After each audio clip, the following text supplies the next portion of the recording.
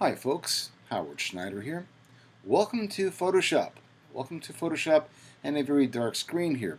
This, just to let you know, in the version of Photoshop I'm using, which is CS6, we have the option for creating an application frame, which I don't think we really had that before in previous versions. What that is, an application frame is sort of an actual piece of real estate that's like a context upon which you can set up all your documents. Okay, so it's a I think a more effective way of sort of visualizing the working environment. You don't need this.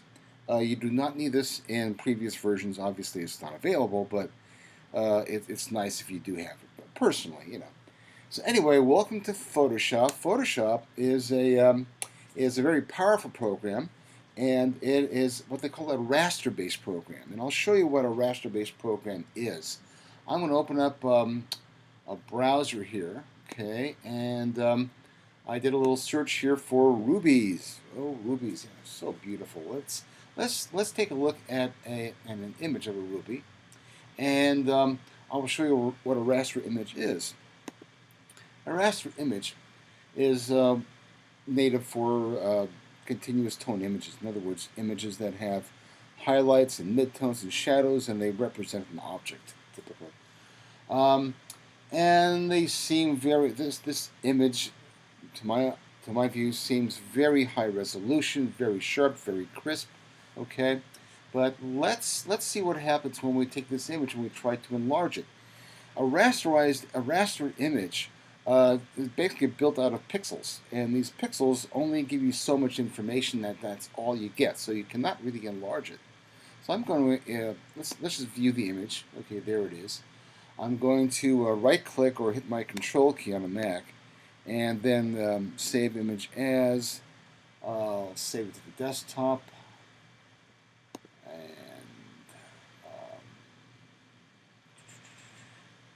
right, okay, and I'll drag it from my desktop, open it up, so we can see it in Photoshop. Here we are in Photoshop, okay? So I'm going to use a little magnifying glass over here this is called the Tools window, down over here. We have already seen the application frame. We have a Tools window. That's where the magnifying glass came from and all these other goodies, okay? This other window here called Options is the very this header area upstairs over here. This modifies things that you've created using these tools. Okay. So anyway, here's my zoom tool. I'm going to zoom in. Okay, and this very crisp. Well, it used to be a very crisp image. Now that we're zooming in, let's zoom out a little bit. Look at that edge. It looks like there's a bunch of little stair steps. Okay, these are called jaggies. Okay, this is a highly pixelated image. This is what happens when you try and take a small image that has X number of pixels. And granted, remember, raster images are made up of pixels. But you know, every image is shot at a particular resolution. And if you try and take this photograph and enlarge it beyond what it was originally shot at, then you're going to start losing definition, and it's going to start getting very soft and fuzzy. Just to let you know, if you design a logo or logotype, do not create that puppy in Photoshop. You will have this problem. So that if somebody, say if the client calls you up 6 months later and says, "Hey, we're having a great year. We need to take the logo you designed for us and we need to put it on the side of a building." Well, you got a problem. That's when we will be advising you to work in Adobe Illustrator. Illustrator is a vector-based program. When you view the video on Illustrator, you'll see what we're talking about. But logos and things that should be enlarged, anything that should be enlarged should never be created in Photoshop. You should have a clear idea of the final size of what you'll be working at. Within a range maybe of about 5 or 10% in the worst case scenario. But you should have that idea in mind how it's going to end up. Otherwise, you're going to have problems. Now, we're just doing exercises. Okay, the exercises, don't worry about the fidelity of the image. Don't worry about the image looking like this. It's what we're dealing with. It's just design issues. It's not software issues. It's not resolution issues. I really don't care much about that for what our objective is. When you in the real world, when you're developing real products for real clients, then this becomes an issue. Okay, so I just wanted to give you that little introduction. Okay, guys. All right. Okay, so that is about rasterized images. Okay, let's create a new document. I'm going to close this one out. Okay, and we're going to go up to the File menu and create a new document. First thing we'll do is give it a name. And let's see, let's give it a size. Pixels are very tiny things, and just to give you just a decent sense of context here, I'm going to give it a size in inches. So 15 inches by 10 inches. And the resolution says 120. Let me tell you about resolution size. When you create an image for an online environment, it's going to be very small image. It'll be 72 pixels per inch. That's max screen. Max screens see the world in 72 pixels per inch. Windows tend to see the world in 96 pixels per inch. Don't ask me why they're different. That's just the way it is. Color mode. If you're going to be doing anything for printing purposes, like for a magazine, for a brochure, then you're going to be working in a CMYK color environment, and you're going to be working with a much larger resolution size. Okay, but being that we're going to be working in an RGB environment, which means that nothing's going to be printed. This is just going to exist on your screen, on a computer screen.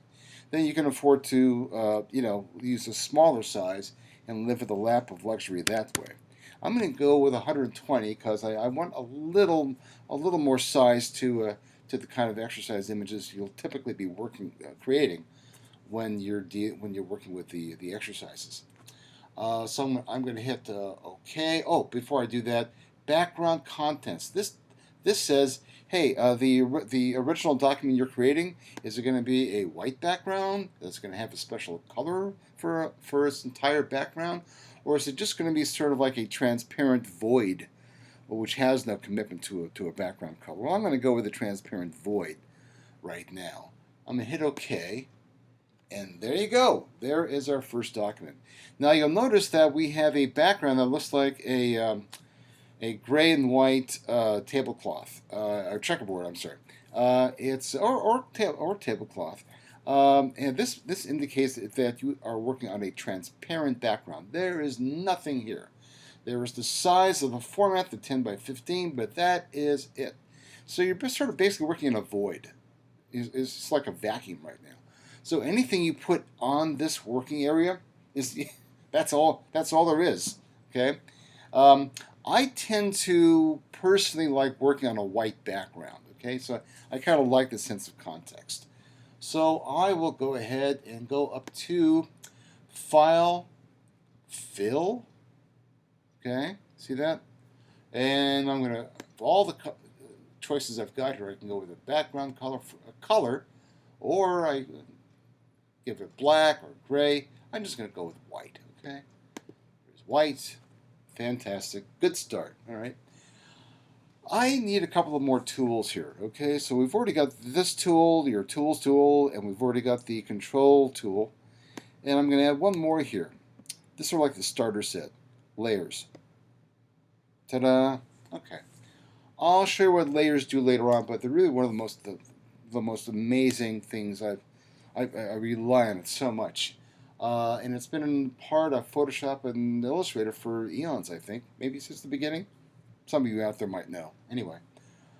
Okay, so layers function as sort of like this. If you had like 5 elements within your working area, like a flower, a piece of type, a car wheel, and another piece of type. It'd be best if you put all 4 of those things on 4 separate four separate entities that you can manipulate independently of each other. So if you take the car wheel that's down over here and you want to move it over here, that little piece of type down over here does not get affected by it. It doesn't move at the same time. So that's why you have multiple. We want to create multiple layers for multiple things. Okay. So the first thing we got here is basic. This is ground zero. This is your basic layer. Okay. Let's add something here. Okay.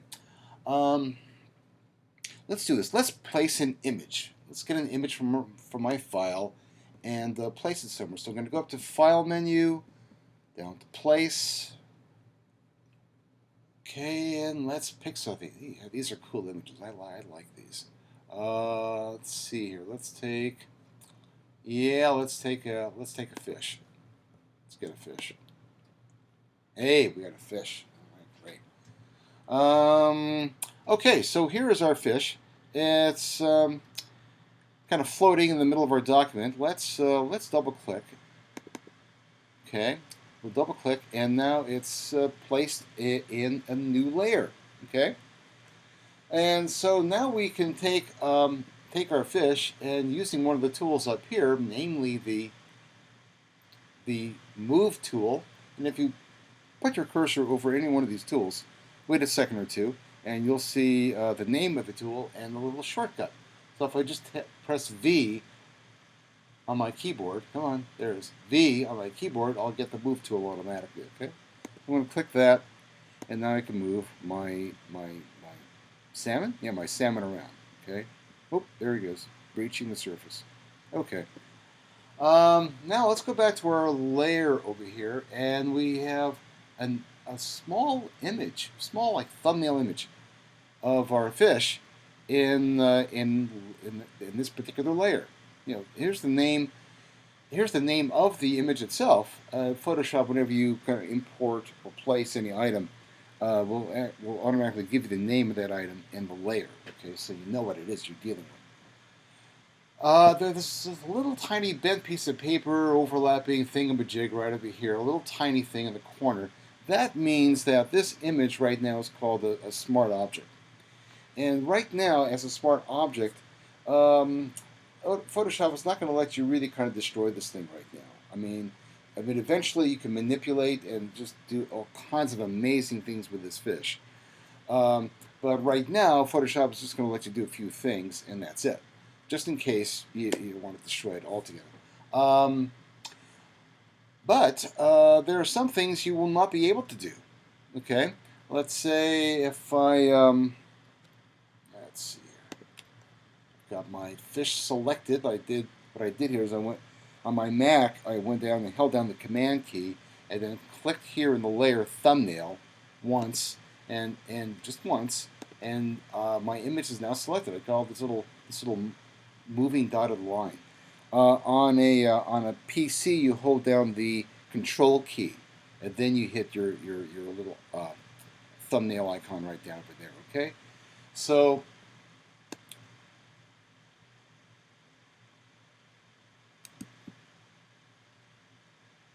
What if I wanted to fill this fish, this humble fish, with a color and make him a solid shape, like a silhouette? Well, as you see, I'm going to edit, and fill is grayed out, meaning it's not available. Okay, so what I'm going to do, while I still, it doesn't matter if you have marching ants or not, I'm going to deselect the marching ants, or the moving dotted line, so you can see how to deselect that. Okay, and look at the shortcut.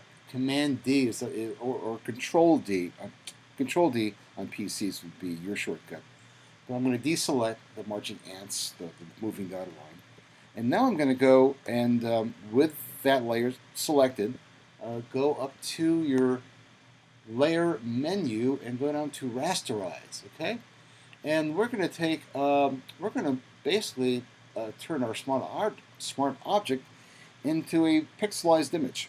Okay, so there it is, to a rasterized image. And there it is. You didn't see anything. The room did not get any colder or warmer. Nothing really changed. But now this is an image you can work with. So now let's select our friend the fish. Okay, now let's get those little marching ants going. Now let's pick something here. And I'm just going to pick a color. Okay, let's just pick make him a nice red salmon color. Why not? Okay. And hit OK. And now we have a salmon red-orange silhouette of a salmon. Very cool. Okay. Well, now you're going, gee, do I really need a silhouette of a salmon? I mean, I know it's a salmon, but maybe somebody else just thinks it's a weird letter J. I don't know. So there, if you wanted to colorize this thing, there are other approaches. But I'm just showing you that when you take your smart object and you rasterize it, now you can do things. You can do a world of things with this little guy. Okay. So all right. So now I've got this this fish filled in, and I want to not have the fish filled in anymore. What I could do is hit. Well, I just.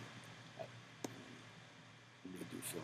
What I could do is undo the fill by going to Command Z, or just selecting this item off the menu, or hitting Command Z or Control Z on PCs. Okay.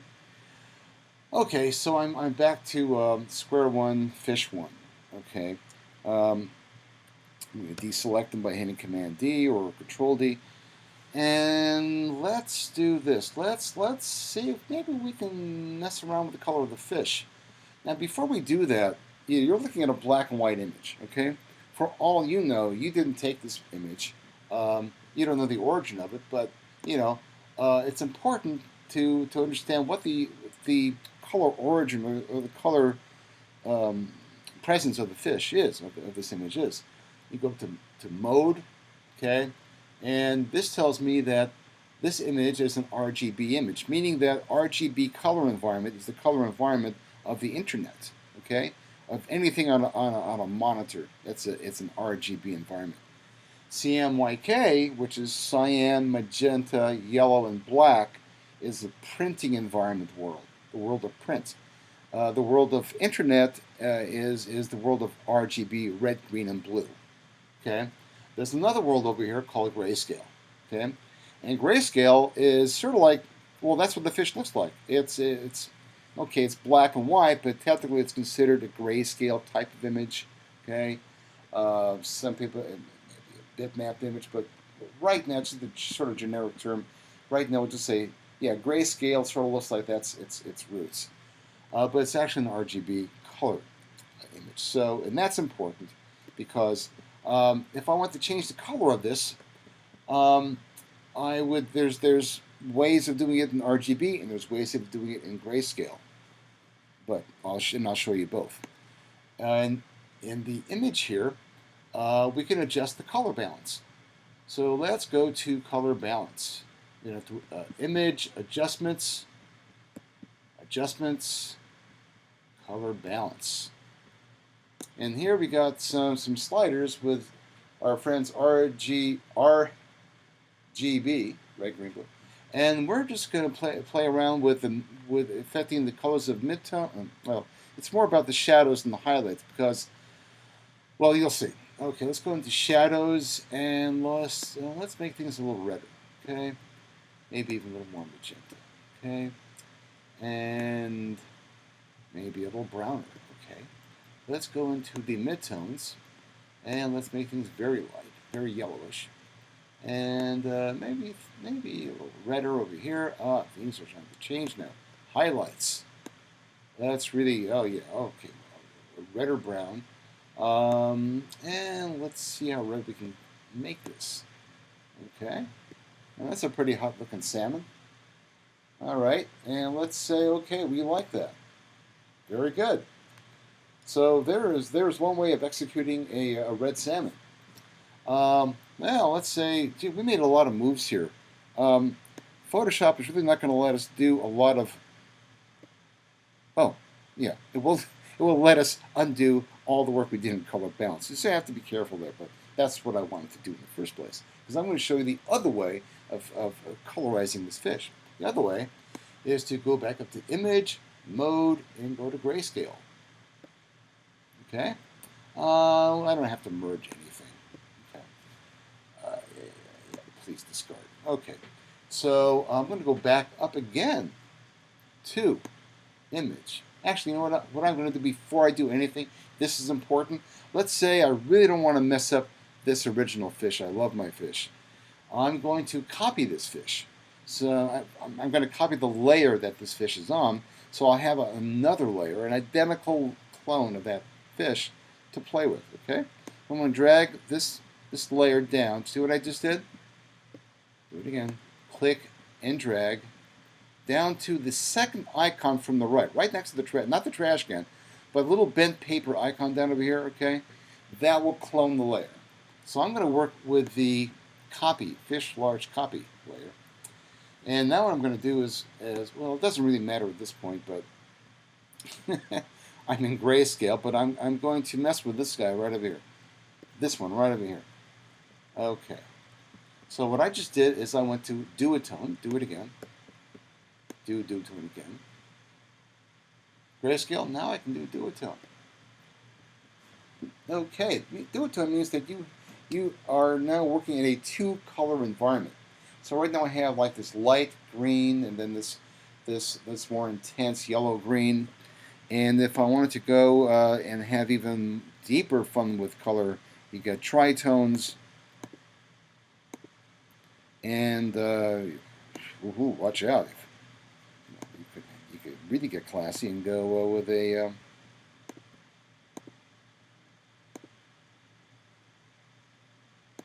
what am I trying to do here? Come on, make me right. Go with. Oh God, I'm gonna do this. Okay. Anyway, we got a colorful fish here, and he's not red. Okay, but now I can click in these little graph areas and actually start playing with the shadows and the highlights and the midtones where they occur. Can you see what's happening? Watch the fish. So what's happening as I'm adjusting these curves. I can add a new one just by clicking once, and I've got a new position area in the graph. Okay, and I have another control agent over here. Okay, and if ever I change my mind, I can always drag them up and get rid of them. Drag them up and get rid of them. Okay, so let's hit that. And do this once, do this, and now it's getting a little grayer. Okay, I just don't like this color at all. I'm going to switch it to something a little warmer. Okay, and that's what I'm doing. Okay, let's say I like my quad tone. Okay, oh yeah, okay, well just call it. Gotta give them colors. Yeah. Okay, happy? Yes, we are. Okay, good. And then we can save it as an image for the internet. And this is something you can do with any image you make. In fact, this is what I'd advise you do when you upload any exercise you do, is save for the web. Okay? So let's say, hey, this is our fish. Let's use this fish. I'm going to hit Save for Web. Again, that's into the File menu. Save for Web. And here you have some options in order to save your image to the web. So I'm moving this around so you can see it has an alarm. It gives you a 100% preview of your image. And here it shows you the original image. I'm in the 4-up mode. Here it shows you the original image. Okay, and this shows you a version of the image that is a lot smaller in size. So the original image is a little over 8 megabytes. This image is only 77K, really minuscule. It's called 39 quality. You could take this all the way up to 100%. To 100 quality, but it's really not going to. We're still getting this really weird sort of red outlines here, and with a regular photograph, like just a portrait or something, you could succeed very well in maybe the 40 quality range and really save yourself a lot of room. But if you save something too low, the quality will just really suffer. I mean, compare this guy to this one. Now, we're looking at a flat graphic image of a fish, okay? And the mode that we're looking in right now, JPEG, is really more for continuous tone photographs, you know, and like a photograph of a car or a person or something that's not a flat graphic, okay? For flat graphics, we recommend you can try JPEG, but you're going to sometimes end up with weird little things like these outlines. We recommend you go to GIF. And a GIF, if we manage our colors correctly, and that's not taking place here. Oh, let's take it down to 4. Okay, we're seeing a little less of that red outline. But right now the GIF, which is really designed for flat graphics, is giving us a 53K image. Now, if you can see the flat areas in here, in this JPEG image, there's a little more variation in here. Not as much variation in these flat areas as there is here. That's why GIF is better than JPEG. All right. So, so you could save it. We're not going to save it right now, but we're just going to hit cancel. And so we have a fish. Fantastic. We're going to come back to saving for web when we take a look at another image we'll be creating that will be using our fish. So I like this fish. I want to use our fish in a different environment. So you can see I have a very interesting. For not being a realistic fish, this is still pretty interesting. So I'm going to take our fish. I'm going to hold down again the Command key or the Control key if you're a PC, and click our layer. And here we have our dotted line, moving dotted line. And I'm going to go up to copy, okay, and I'm going to create another layer with a fish on it. I want to go to paste, edit, paste, okay, and now we have another fish layer. So, but this one I want to start messing around with. I want to change his angle. I want to maybe make more of him. So I want to go up to edit, go down to free transform, which you could do with Command T or Control T, okay. And now I've got like a little bounding box around him with these dots, these square dots at the corners and at the sides. These allow you to change the size, which is a good thing, but unless you know a few things about what you're doing here, it could be weird. I'm going to hit Command Z or undo. What I mean is that if you maneuver any one of these corners, you will adjust the proportion or the size, the proportion and the size of this fish. So I'm going to hold down the Shift key, and I'm going to then take the corner dot and do this kind of activity. You can see the fish has not changed proportion, but has changed size. However, if I let go of the Shift key, watch what happens. Now we've got that fish we always wanted, the 34-pound salmon, if you're into eating fish, I guess. I am. Yeah, but I'm holding down the Shift key and I'm back to my original proportion, okay? So a lot of times most 99% of the time I'm working in the proportion, working with the Shift key held down, so I like working in proportion, okay? So once again, we're still working in the free transform. So I'm gonna rotate our fish a little bit. So I'm gonna take the cursor, pull it outside. I don't know if you can see that. Let's increase the size of our cursor. Just hold on 1 second here. Oh, come on. Accessibility. Come on. Cursor size. Yeah, let's see if this helps us out a little bit. Yeah, okay, yeah. Big cursor. Let's go. All right. Done by Ruby. Okay. So now you can see that we have like a little curved arrow thing going on over here. So I'm going to rotate our fish until he's looking like he's following something. He's seeing something, okay? And that's great. But wouldn't it be nice if you see a lot of these guys, like a whole family of these things breaching the water? So what I'm going to do is I can do a couple of things. I can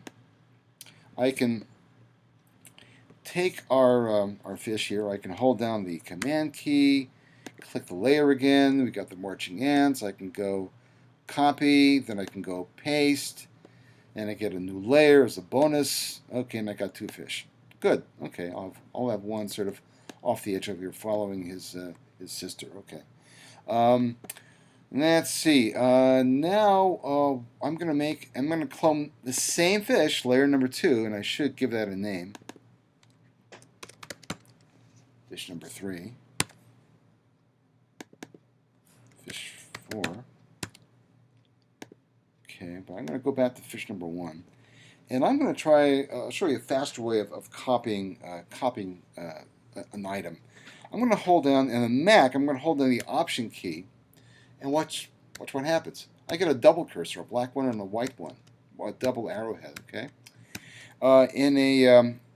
In a PC environment, you'll be holding down the Alt key and the Control key while you click and drag. And there you have there you have the growing family of salmon. Okay, so there's that. Okay, guys. Okay, so let's see where we are right now. We've got a bunch of fish flying in the air right now, and let's do something else with our fish on the far left side here. Okay, we're going to go into transform, not free transform, but transform. And we got some more options over here. In free transform, we can rotate, we can scale, and it's kind of limited. But in transform, we got a lot of things we can play with. I'll just show you 2 of them. The distort tool, you can really play with proportion on a more robust pace. Okay, I mean, some people just love distortion for the sake of distortion. They're fun to play with. Don't get too hung up on them, okay? But, I mean, they're extremely valuable, and you can do some amazing things with these tools, okay? My only concern is people it's like salt peanuts, you know. You sort of like, you get into the fun of the tool, and you forget what the purpose was.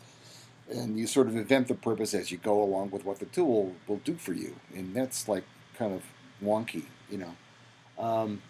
Okay, so I still have my fish, and I sort of gave up on the distortion because maybe I want to do something else with it besides distort it. Well, maybe I'll distort it in a different way. I'll use the perspective. Okay, and here's the perspective. Now this fish is like from far away, and it's another type of. This works better with objects that we're sort of familiar with in our daily working environment, like maybe distorting a car to look like it has a deeper sense of perspective.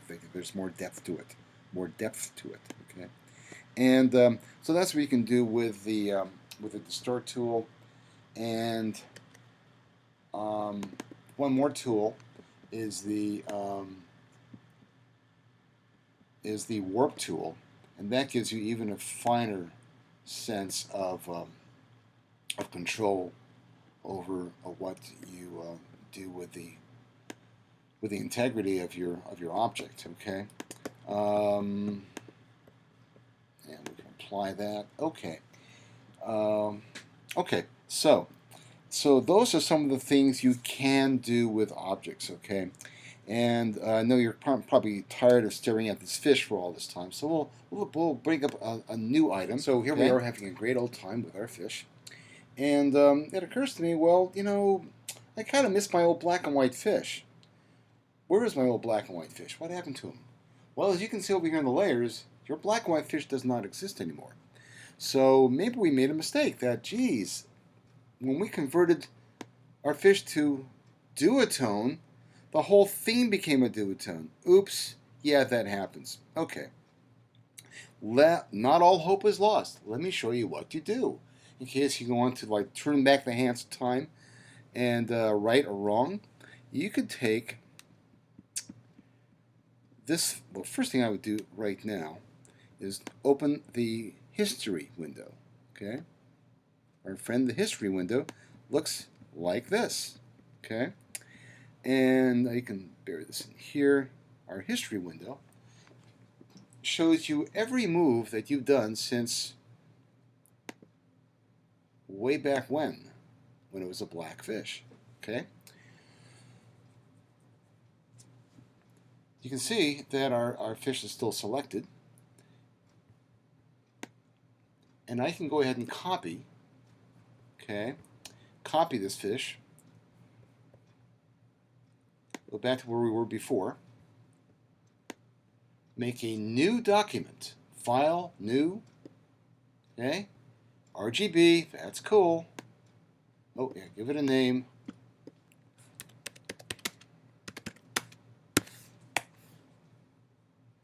And paste. And there's our blackfish, safe from the pack of herding marauders over here. Okay. All right. So that's cool. All right. So, but let's see what we can do with our pack of hungry fish. Let's see what else we can do over here. I'm going to go back to our layer window. Okay, and I'm going to select one of our fish. The little guy on the right. Yeah, let's take the little guy on the right. And I'm going to go over here to the opacity slider. Okay, and this will literally change the opacity of the fish that is sort of off to the right. Okay, so if I wanted to see how that fish looks like in context of our yellow background, it looks something like that. And let's see, and this guy has, what's going on here? Let's see, hold on a second. 5%. Okay, there we go. Yeah, it's something about the orientation. Let's see if maybe this order has anything to do with it. No, it doesn't. Okay.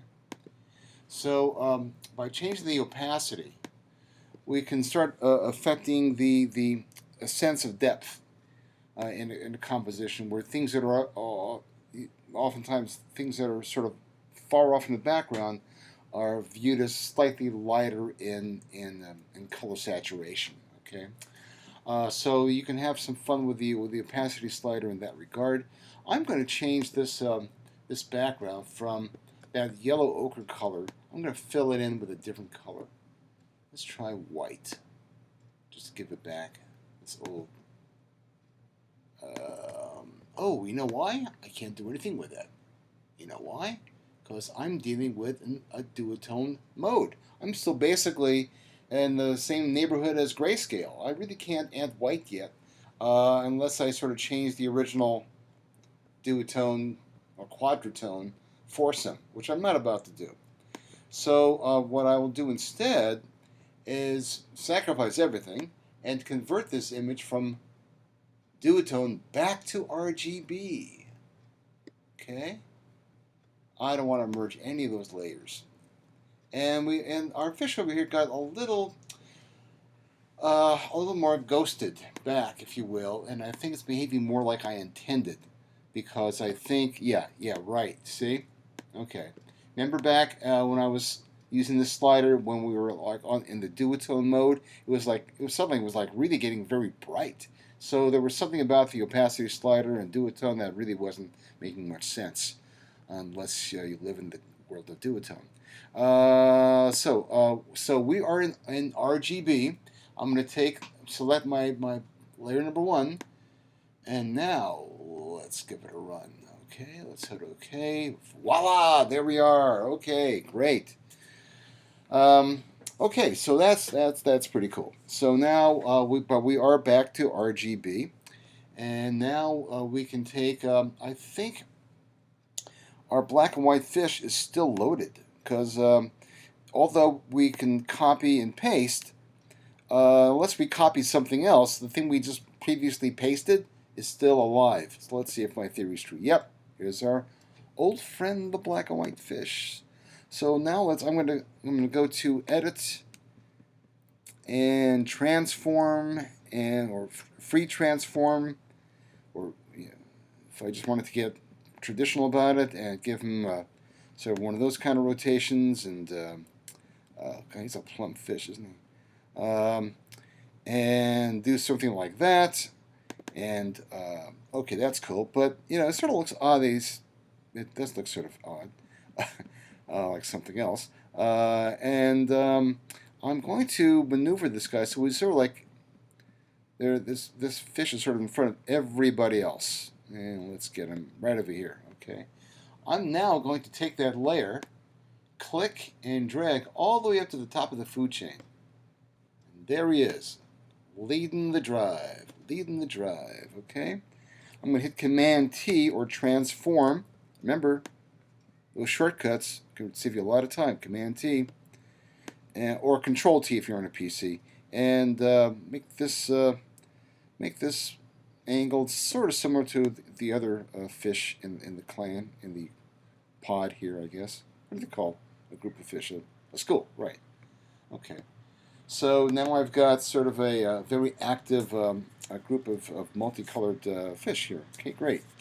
Now, I'm going to add another item here to our composition. I'm going to have to place, and let's see what else we got here. Dots. I like dots. Let's use some dots. Okay. There's some dots. And there's the file name dots. Double click. And let's take something else. Just playing around here. Let's place an illustration of some people looking. Yeah, right. Oh yeah, mid-century American advertising, false ideals and promises. Yeah, okay, that rocks. Yeah, okay. They're looking at the fish or the dots. They're looking at dinner right now. Okay, so let's double click. Let's lock that in. So let's do a couple of things with our arrangement of items here. First of all, our dots and our oh yeah, dots and gawkers. I named them gawkers. Yeah, okay, that's cool. Okay, I'm going to hold down my Shift key and I'm select both of those layers. So I'm gonna do something to both of those layers at the same time, and that's convert from smart objects to rasterized objects. So I'm going to go up to Layer, Rasterize, Smart Object, and both of those layers are now rasterized. Okay, so now I can take my dots, and I'm gonna let's see what I'll do. I'll distort them. Okay. Ooh, dots. That's flying dots. Okay, great. I'm gonna double click that.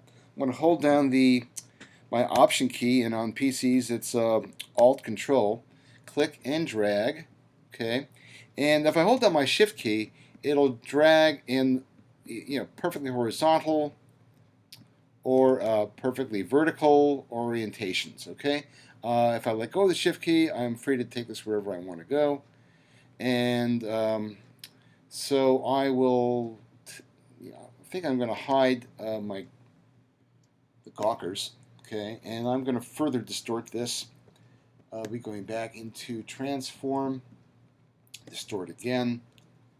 In fact, I think what I'm going to do first of all actually is scale it. Hold down the Shift key to control the proportion. Take it down like that. Okay, I still have a little bit of work to do because this looks more horizontal, more in orientation than this does, and I've got a little more work to do here. So let's play with the distortion. And I don't want to spend a lot of time on this thing, but we definitely want to match some of the qualities of the original.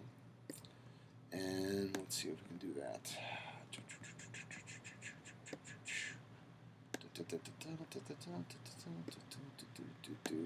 Okay, I don't want to fuss with this and suddenly it becomes a software issue. We want to do some really cool design. Okay, I'm sort of chomping at the bit right now. Okay, it's not perfect, but it'll work for now. Okay. Let's say I want this whole field of dots to behave as one thing that reacts to my beck and call. I'm going to hold down the Shift key, select the second layer of dots, and now I can move them around as if they were one. If I really get serious and I say, I just like this, period, this is like perfection, I go up to the little pull-down menu over here, and I will merge those layers that I've selected. And now they are one. Forever and ever, they are one. Okay? Well, not forever and ever, because you can always go back to history and change history. There you go. Okay? Well, maybe we'll just change history, leave history at that point. Okay, so now I can go ahead and I can change the colors of my dots.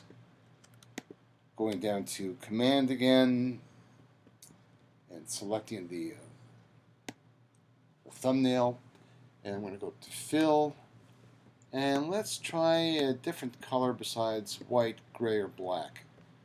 And I'm going to get maybe something a little brighter green or blue. Yeah, maybe periwinkle or something. Okay, so let's hit that. Let's hit that. Okay. Oh, I want something a little darker. A little darker. The values are too close. Go back in here. Transform. Try. No. Fill. Right. Fill. Color. And let's get just a wee bit deeper. Okay. Like a lot deeper. All right. There we go. Okay. Now we're talking. Okay. I've got my marching ants. I'm going to deselect them. I didn't fill them in anymore. But I definitely want to see what else I can do with these guys. Let's change the opacity, see what happens. Oh yeah, okay, that's an interesting effect. It's a little hard to see both, but that's why we have this adjustment slider. Okay. Another thing you could consider is going to the blend modality tool up here, and try overlay and see what happens there. That's an interesting effect. And I can move this around, and basically this screen of dots can occupy things immediately underneath it. You can see a little bit of that blue coming in here too. Okay, so that's something to keep in mind. All right. Okay, so I'm going to sort of let this not overlay. Okay, just take it back to normal. Okay, and just give it a modest slider kind of thing going on. I'm going to drag it underneath everything. Okay, so it's sort of there. It's there. It's in the background. I can still move it around. That's fine. Okay, it's there. I can revisit it later. Okay. Let's go back to our gawkers. Okay, and the gawkers. Let's see what we can do with our gawkers. Our gawkers, we could. Let me think here. Yeah, okay. I can take these gawkers and we can make a clone of these gawkers just by doing the Option, click and drag, or Alt, Control and drag, right? And what I could do here is just for a very quick and dirty drop shadow, I can hit the Command key, select my group, fill it with a color. Maybe I'll just go for a 50% gray because it's easy right now. Okay, and then while it's all still selected, I go up to Filter, and I don't want you to start playing with filters right now. I mean, explore them, check them out, but please don't spend like the next 75 hours playing with filters. You'll have time, but this is like this is a design environment. Okay, these are just tools. You're getting familiar with them. Let's play with the blur filter, just to show you what some of these things can do for you. Gaussian blur is a pretty popular one, and I can adjust the blur, the degree of blur on this group, and let's move them around here a little bit. Put them sort of slightly overlap them, slightly behind. The best way to do this is really with a filter, with a feathering tool. Okay, But I'm just kind of showing. I just want to show you what some of these tools can do. And let's move this more so the sort of line here. Okay. And then I'm going to Command D, deselect them. And that's a very awkward drop shot. Let me show you how that looks. Okay. Very awkward looking drop shot. Let's get rid of all the fish. Oh, sorry, ladies. And that's a very awkward looking drop shadow, but it's still, and we have a little bit of a weird outline over here. Okay, but you know, I can play with the opacity a little bit on that to sort of control its intensity. But the real tool to use on that is one we can get into a little later. But it's a it's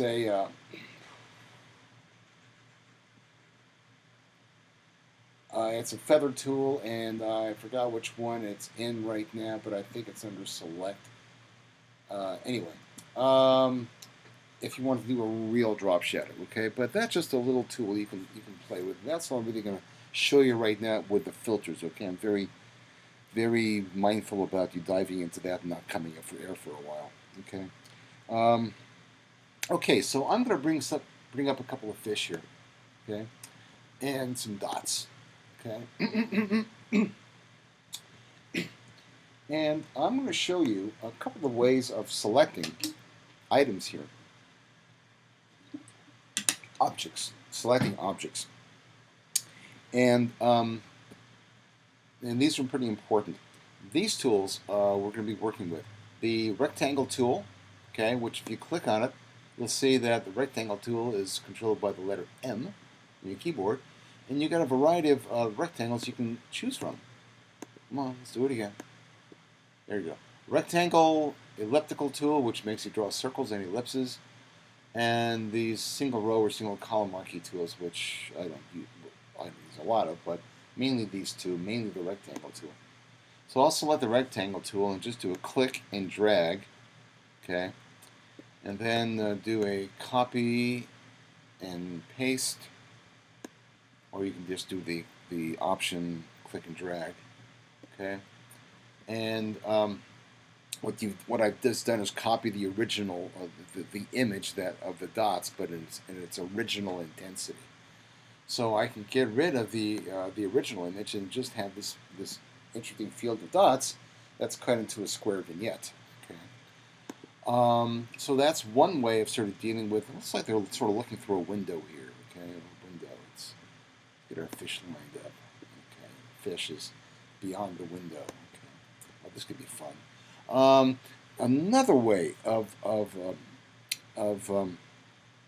selecting parts of an image. So that's a pretty precise way. I mean, it's you're defining the edge of the square. You're defining the edge. Okay. But another way, which is not as fine-tuned the way of selecting things, is called a magic wand. Okay. We're just showing the basic tools here.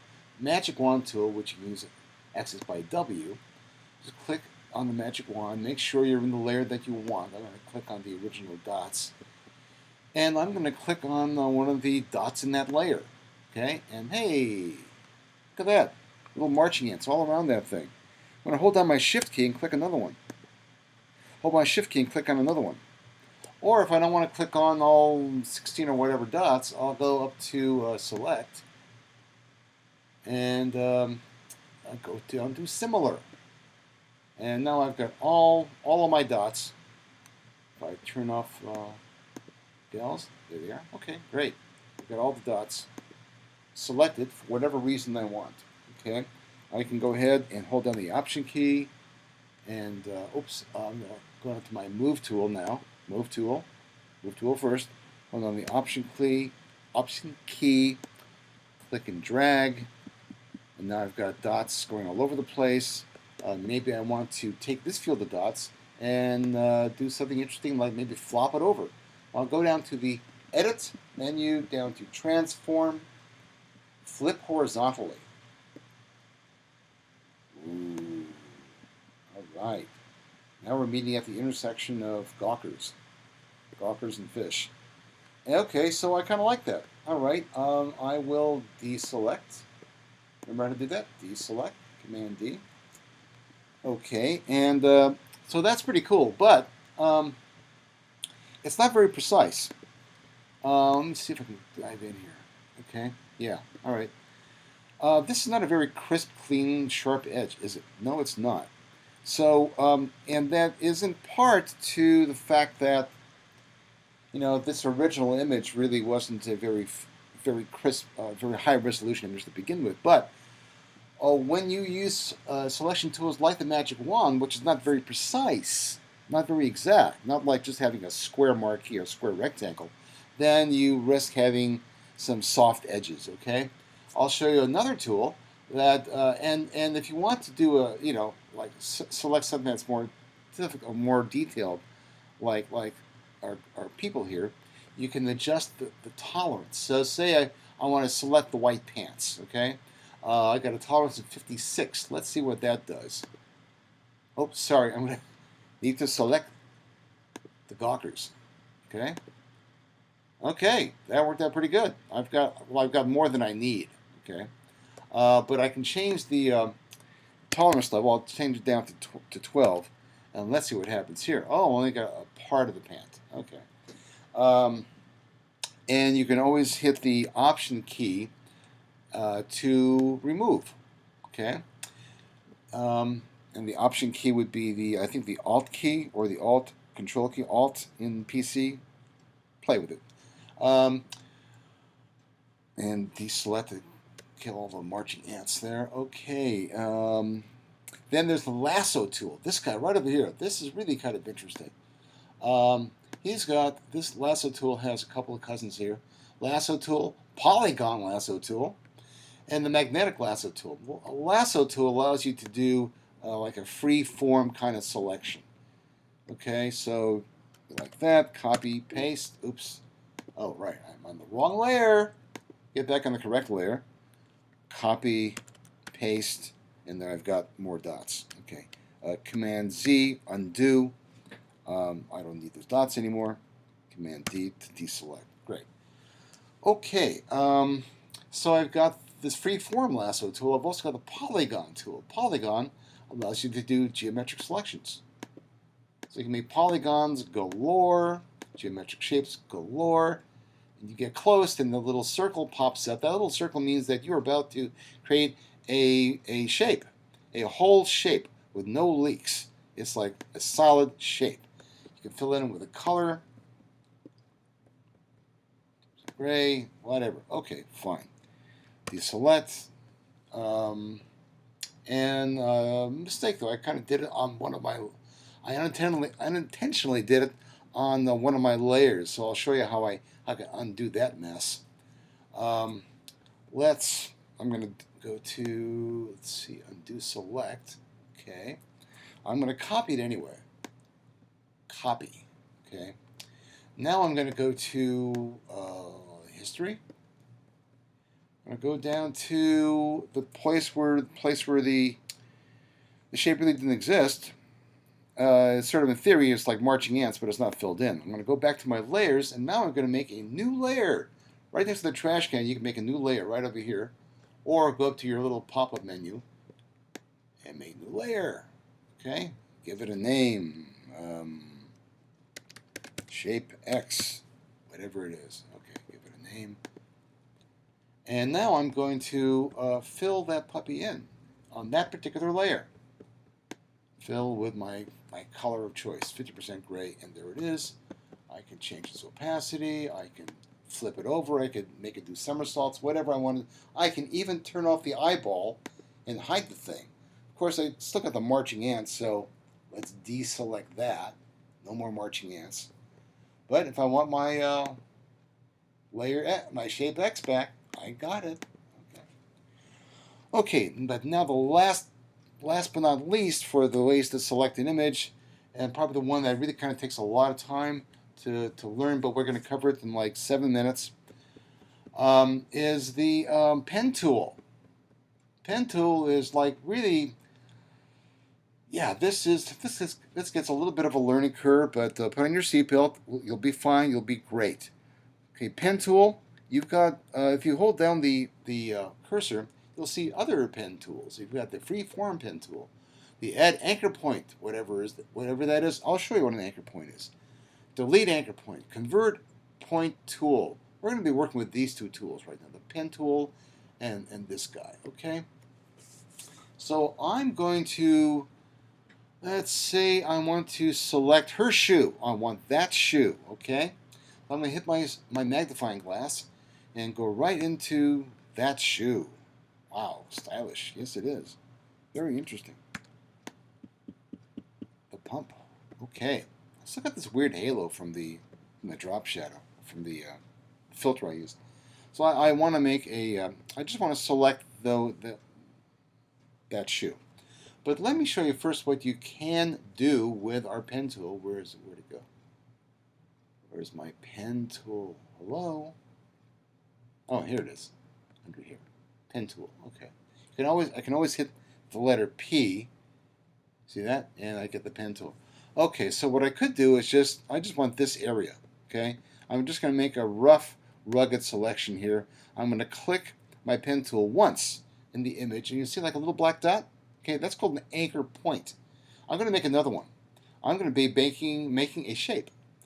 I'm going to click again, and now I have two dots connected by a single line.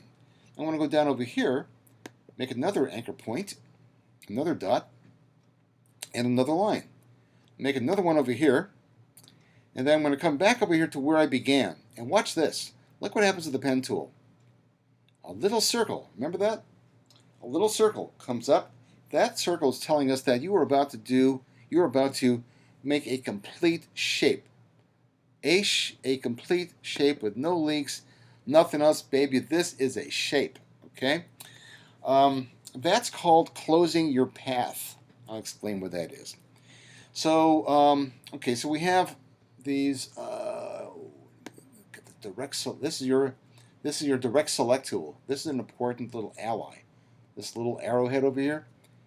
Click on this line we just made, and you'll see the original thing we just created with the anchor points and these lines. These lines are called paths. When you connect these paths together, okay, you want to make sure that when you're finished, that when you go back to your original point so that you can complete your shape, you see that little circle that you saw a couple of seconds ago. That means that you have made a solid selection. It is a done deal. If you do not see that little circle, that means that your path may not be completely closed, and depending on whether people are working on your file, could cause problems. Okay, so now you've selected a portion of the area. Okay, so to get rid of it, I can just hit my delete. Okay, and I can try another one. But this other one I'm going to be doing is involves really just getting that shoe. I just want that particular shoe. Okay, so I'm going to come in a little tighter on it. You can see how pixelized it is. Wow. So I'm going to make an approximate selection of this shoe. Hit the pen tool. Now, when we were just doing straight lines, that's fine and dandy. But look at the curve of the ankle. That's not an ankle. That's not even a cankle. Okay? I'm going to delete all these. And what I'm going to do here is I'm going to start with I'll start with a straight line. Okay? Anchor point to another anchor point. Can you see that over here? Maybe not, but anchor point, path line, anchor point. And now I have to sort of climb up this. There's a little bit of a curvature over here on the part of her foot. So I'm going to click over here another anchor point, but now I'm going to drag. And as I'm dragging, look what happens to that thin line that connects the anchor points. It becomes a curve. And as I pull out on these straight lines that are sort of coming out from the anchor point, they're called handles. Okay? These handles are connected by those thin lines to the anchor point. I can pull on them to really kind of shape the curvature of my path. Okay, so this approximates the curvature of the ankle. I guess I'm going to be drawing an ankle and a shoe or something. So, all right, that's cool. So you notice the way I finished the handle. The handle is sort of following the direction of the ankle of the foot. So I'm going to click another line right over here. Boom. It's straight, but now I'm going to pull it so that it starts curving. Okay? And you notice that if I pull straight out, it just stays straight. If I pull the handle counterclockwise like this, I'm starting to get a bit of a curve. Okay? That's pretty cool. So now, let's say I just want to do just a cutoff of her feet over here. Okay? So I'm going to make another anchor point straight across. Okay? So I'm just going to go right over, I'm going to go down over here and sort of cut up this white area. I'm going to hold down my shift key. Shift key will keep things horizontal and vertical. So I'm going to hold down my shift key and make another anchor point. And look what happened. I got this looping curve. Doesn't the program know I wanted a straight line? No, it doesn't. At least not yet. I'm going to undo that by hitting Command Z. And I'm going to go back over to this handle, and I'm going to hold down the Command key, or the Control key for PCs, and click once. Oops, wait. No, I'm sorry. It's hold down the Option key on a Mac, and it'll be the Alt Control key, Alt Control on a PC. Click, and now there's only one handle. I've broken the handle. That's a good thing, because now I can draw my straight line. Hold down the Shift key, anchor point, boom. Great. What does that teach us? If you're going to make a sudden turn, like a really sharp curve or a sudden angle, you got to break the handle. I've broken the handle. Now I can go down over here, put another anchor point, click and drag, and try to match the curvature of the ankle. Okay, that's pretty cool. So I'm going to go back over here, hold down the Option key, break the handle again. You can see that little V next to my pen tool. That means you're getting a corner point. Come back over here, click, new anchor point, match the curve, hold down the Option key again, and again that's Alt Control for PCs. Click, break the handle, come over here, hold down the Shift key, boom, break the handle again.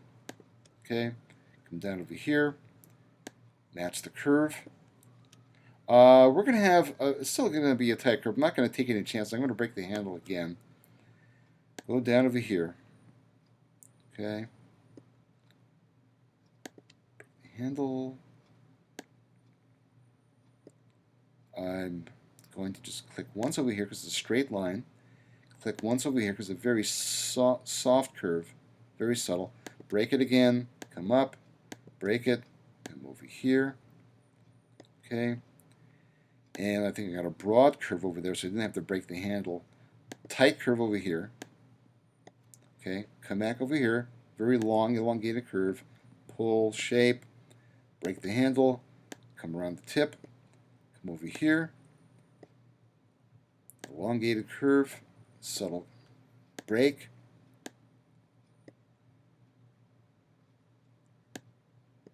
Break, curve, elongated curve. Break the handle, come up, and oops, let me see. What did I just do? I think I just went past it. There it is. Okay. So now when I see this little circle, that means I am about to close this path. So I'm going to click and drag to make sure I get the last curvature, match the last curvature. And ta-da, I have made a closed path, which is a pretty good thing. Now I'm going to adjust this closed path. I don't like this little bump over here. So I'm going to select my direct select tool, click on the path, and I see all my anchor points, and I can actually now move this up, maybe change the shape of the handle like that a little bit, and that's pretty cool. So this direct select tool lets you kind of repair things that you want to repair. And if you want to add anchor points to give more control over the curve, you can do that by going down to add anchor point. But I must warn you, the fewer anchor points you can get away with, the better off you are. Okay? I can make a circle right now. I'll make a circle with just 4 anchor points. 1, 2, 3, 4, 5. I can use my direct select tool to modify these. Make it more of an egg if I wanted to, whatever, okay? You don't need 17 anchor points. You do not need 17 anchor points. Granted, it would be a little tough trying to make this thing happen with with 3 anchor points, but try and work with as few anchor points as possible. You'll have smoother lines. It'll look more natural. Okay, so that's a very important lesson about using our good old friend, the pen tool. So I'm going to delete our circle, okay, but I'm still going to work with this guy, okay, with our shape here. So what I'm going to do now is open up another window called Paths, okay. And with paths, I see a layer here that has a little gray thumbnail and a little tiny black dot. That little tiny black dot is actually this path that I just created. So what I'm going to do is I'm going to hold down the Command key and click once, and now I've got my marching ants are back. Okay, so now I can go back to my layer that has the gawkers, and I can select that. I can go to, I can copy and paste it, or just do a good old-fashioned quick clone. And let me see here. Right, I'm going to do a copy and a paste. Okay, and there are the ankles, all by themselves. No, I don't like. No, this is cool. It's just strange. Just suddenly there's ankles, with not a body attached. Anyway, okay, so there we are. And now I can have fun with my ankles and feet. Okay, okay, whatever. Oh, that is interesting. The juxtaposition of the drop shadow, of the shadow and the feet. I'm going to move the feet over here. I'm going to try and move the feet over here. Oh, because I'm using the direct select tool? No, I need the move tool. Then I can move my ankles. All right, now I've got movable ankles. Good, okay. So, one of the last things I'm going to show you over here is how to use the type tool, okay? So, our type tool makes type happen, okay? So here's our type tool, little letter T. You can click on that. There's also a character window, or a window called character. And we already have it up here. There it is. Okay, so you can actually specify type style, the point size, and I always go with optical letter kerning because I'm a typophile, type wonk. So now I've got my type tool selected, and I've got a cursor with sort of a vertical Y-shaped bar.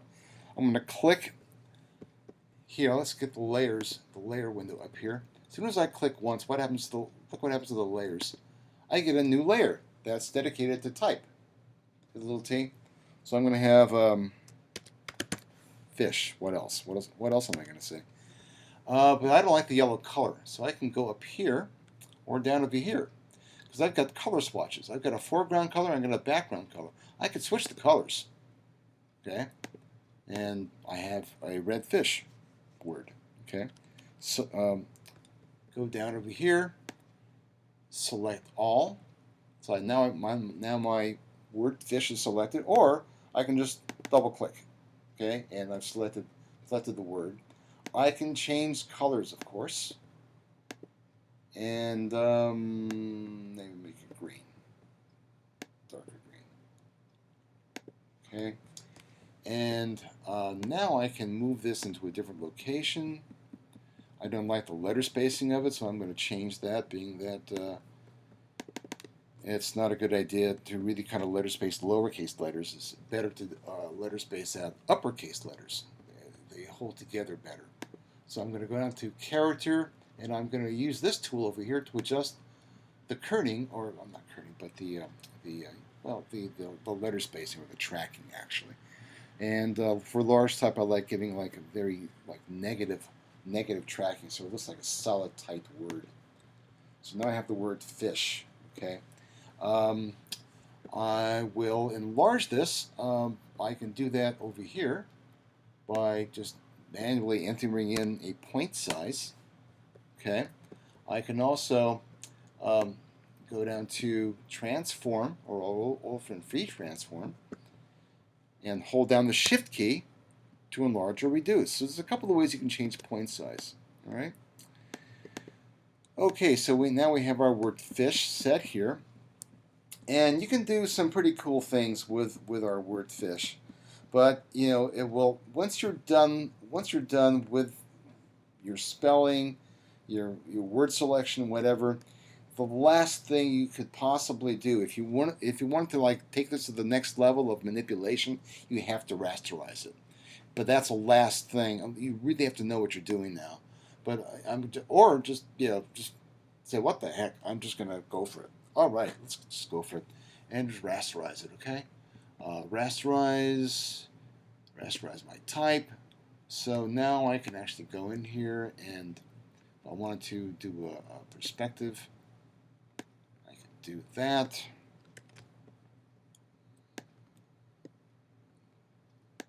Double perspective. Okay. I don't know why I'm doing this, but I'm just having some fun. And I'm going to leave it out here. Double click to lock it in there. And I'm going to, let's see what else I'm going to do here. Let's try our friend overlay again. Okay, so now the type is locked within our background image. Okay, so now that we're sort of at this point, I may wish to keep fish. I may not wish to keep fish. That's neither here nor there. Now that I have all these elements here that are rasterized, I can trim these elements using an eraser tool, which is right over here. Just hit the letter E, and you'll see the eraser tool. Okay. You can adjust the thickness or the width of your eraser, the hardness and softness of your eraser. Okay. And I can show you what we can do here with a medium-sized eraser. And let's pick a layer to disrupt. And there we have a disrupted layer. Okay, I can always undo it. I can come back in here and change the opacity. I can change the size of it. Maybe make it gargantuan. Okay, and you see what happens when you sort of control the opacity.